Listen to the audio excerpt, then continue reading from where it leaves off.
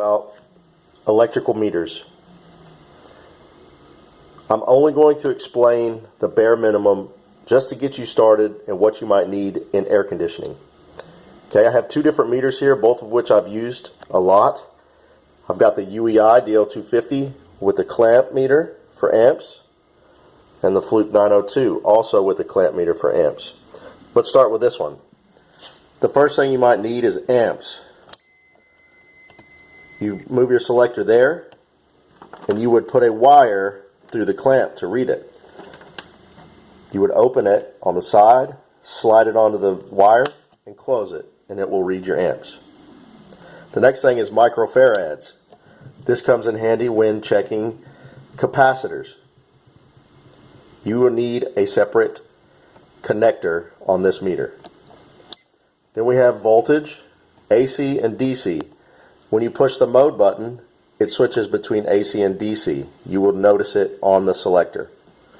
The next thing you'll need is your ohms. It measures your resistance. If you use the mode button, it will give you an audible signal. Okay, in order to use this, you have to put your leads into these holes. The last thing you might need on this meter is a degrees Fahrenheit. You can switch between Fahrenheit and Celsius using the mode button. Now let's move on to the Fluke. The things you will need for air conditioning will be volts. You can switch between AC and DC with the button here.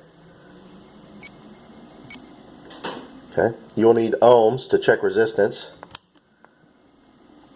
You can turn on an audible signal for when you have continuity by using this button.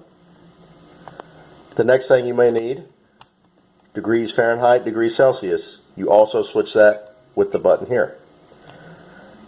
The symbol here will come in handy whenever you're checking for capacitance on capacitors.